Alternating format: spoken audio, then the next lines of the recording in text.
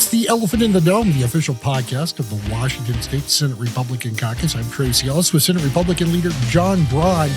We've been talking a lot recently about the Department of Children, Youth, and Families here. And one of the things that I know, Senator, you've been very concerned about are these lawsuits. I mean, very expensive, massive lawsuits. But really, the concern isn't necessarily the money, although that's an issue, but also what's causing these lawsuits.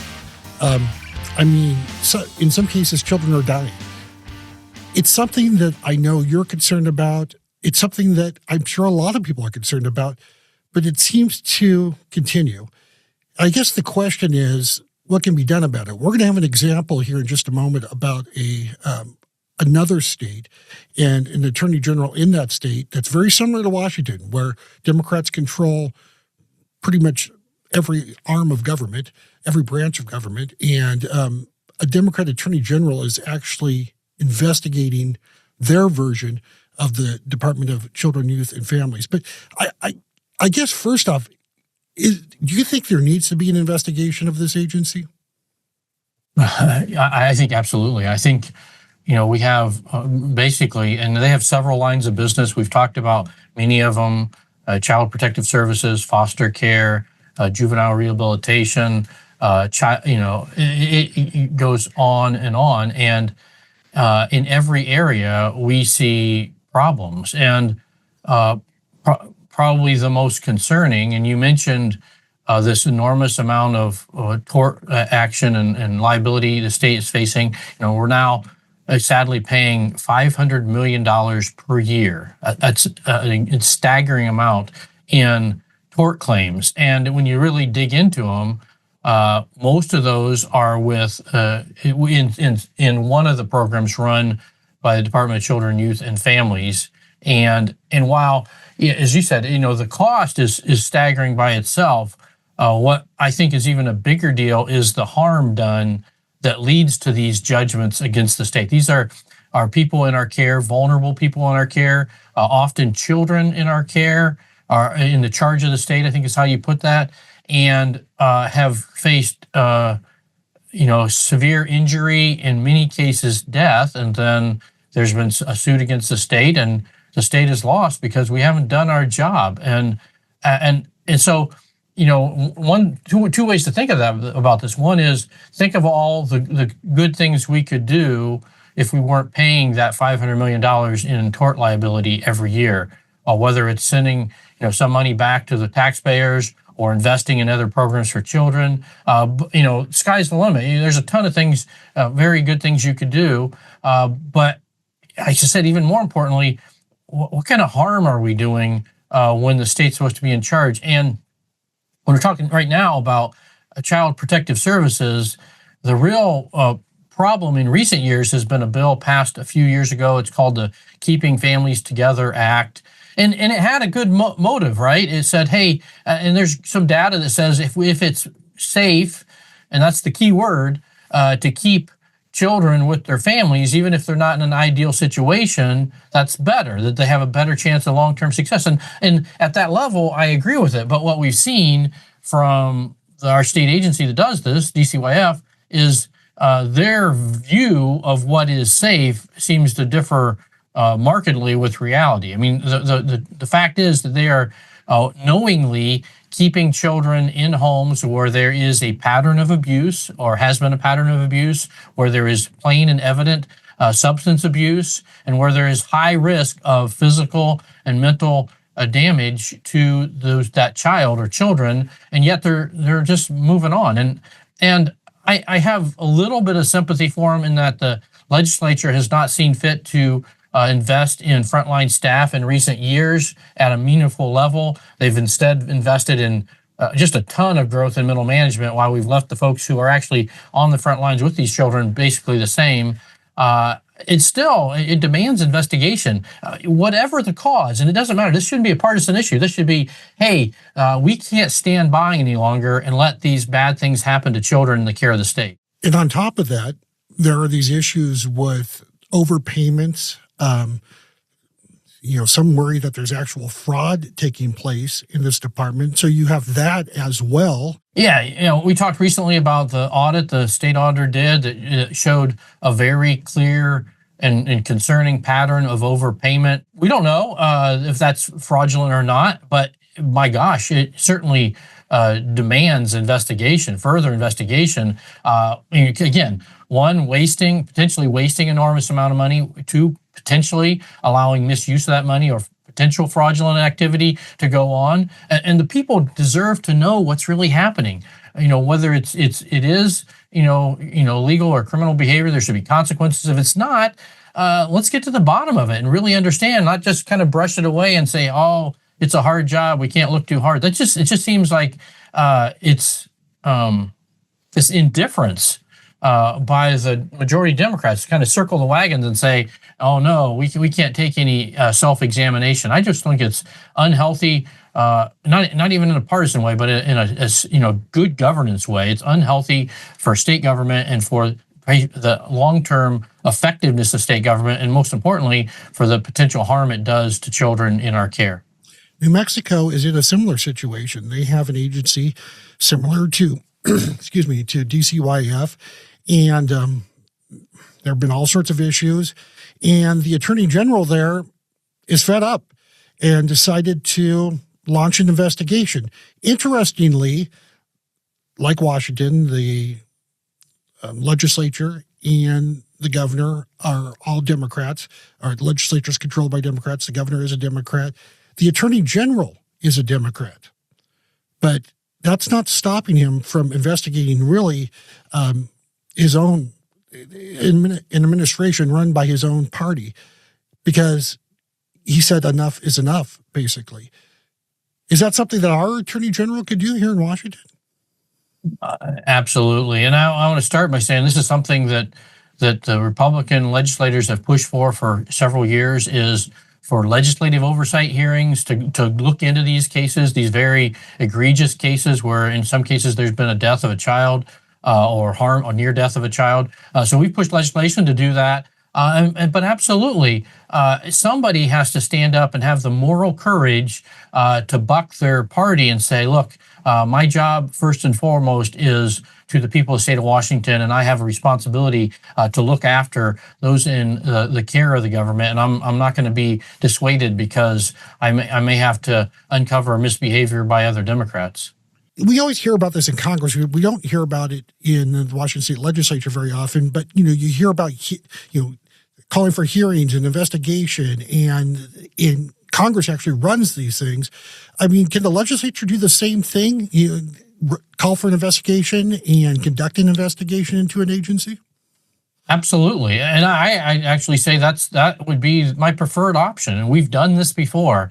It's been a few years ago now, but when the Republicans held the majority in the state Senate, then Chair of Law and Justice, former Senator Mike Padden, had oversight hearings based on some misbehavior at the Department of Corrections. They brought some facts to the light, issued a very detailed report and recommendations, and followed with some legislation. I mean, this is the role of the legislature in our form of government, is to really provide oversight. But so far, in spite of recent efforts by Senator Chris Gildon to promote a bill that would require oversight hearings by the legislature, the Democrats, again, as I said before, they kind of circled the wagons, and I like to think they care about these children, but they aren't willing to break ranks and say, no, this cannot go on any longer. We have to do better when it comes to the children in our state that are in difficult situations, that are under the care of the state government.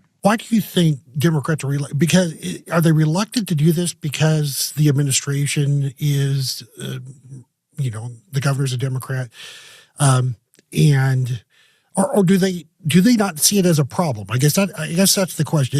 Is it politics, or is it just indifference? Yeah, I don't know. I can't see into their hearts. I don't know what they're thinking on that matter, but it starts to look like both, sadly. And I'd like to think it's not indifference. I mean, these are very heart-wrenching cases. So it's hard for me to believe that they're indifferent to this. but regardless, that we continue to see inaction.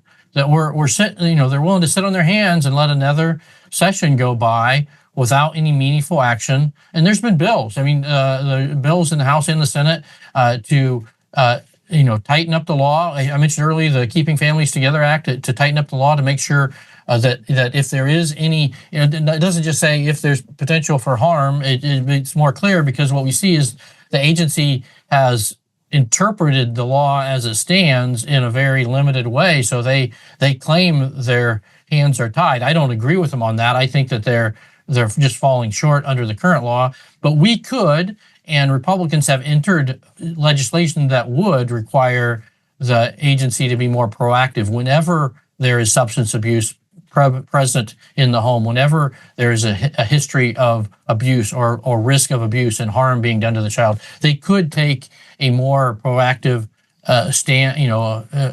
position, and they're not. And I just don't see how we can continue to stand by and let this happen. There seems to be an underlying ideology from a lot of people who say, listen, the most important thing is keeping families together, keeping kids in the home. I know you talked a little bit about it, but it made me unpack that a little bit more. Where did that come from? You yourself have said, it's not necessarily all bad. And this is a policy that I think, stems from what we've seen in our foster care system, where, we've seen in Washington and other places around the country, foster care fall wildly short of its goals, and kids get bounced around while there's some real truly great people that serve our foster care system. There also have been some folks who have misbehaved in that system, and we just have a very poor record of taking care of children in foster care. And so the data, the research says, hey, they have a better chance of success of not ending up, crosswise with the law, of not getting involved in substance abuse, of finishing their education if we keep them with their parents, even if it's not ideal. And I think kind of the calling card for this is we shouldn't remove kids from their parents because of poverty. And I agree with that. I think if the issue is economic, if it's strictly economic, we ought to be, we're a compassionate state, a compassionate country. We have tools to help them. But what's happened is we said, hey, okay, if it's possible and safe, keyword safe, to keep them with their parents or with their family in some fashion, we should do that. That's not a controversial idea, and it's borne out by research. But what we have is kind of this very, you used the word indifference. I'm not sure it's that, but it kind of feels like now we changed direction. We're just going to keep them with the parents regardless of the cost, regardless of the risk. And that's not the right answer either. As with many things in policy, it's how you execute. And a well-intentioned policy put in place about 5 years ago to encourage, government to keep families together when safe and possible, has turned into a one size fits all. The agency has taken the approach, at least from the outside looking in, it looks like they've taken an approach. We're going to keep children with their families regardless of the harm or potential harm to the children, and that's wrong-headed in the opposite direction. When these things happen, is that an opportunity to look at laws and just to fine tune it a little bit, rather than saying, listen, this is what we have, we're going to make it work regardless? Instead of that, just looking to tweak things a little bit? I mean, is that something I think as legislators, you do that all the time. Not just in this case, but over and over again, we see Democrats put policy in place and be very, even when it's clearly failing, and I could give you several examples where it's clearly failing to achieve the mission. Even if the goal was a good goal, it's failing, but they are enormously reluctant to step back, and say, hey, we missed the mark, we got to adjust. Instead, they circle the wagon and say, nope, we're just not trying hard enough, or we're not throwing enough money at it. And don't just stand back and say, hey, it's not working, let's try a different attack. And that's exactly what's happening with this Keeping Families Together Act is it's not working. It needs a different approach. It doesn't mean we have to say we're all of a sudden not going to keep families together where it's safe and reasonable. It means we're not going to do it where there is a significant or a risk to the child. We're not going to take that risk in. And I don't know what could be more compelling to do that than these deaths or near deaths of children that we've seen over the course of the state. Another approach to, similar approach to this problem. We've worked hard on substance abuse in our state. We've had a terrible go, starting with the state Supreme Court essentially legalizing hard drugs, and then the Democratic majority basically going along and letting it remain fully legal for a couple years, and until we got a better policy enacted a couple of years ago, and it just enormous damage to our state during those, and it will take years to get back to where we need to be. But this constant resistance to, hey, we tried to address a problem at the legislative level, the Democratic majority did. Our intentions were good. Okay, I'd concede that, but it's not working. You need to back up and try again because you're doing harm as a result of the current policy. You forwarded this article to me from about the New Mexico Attorney General. What was his take on their situation, and what finally prompted him to act there?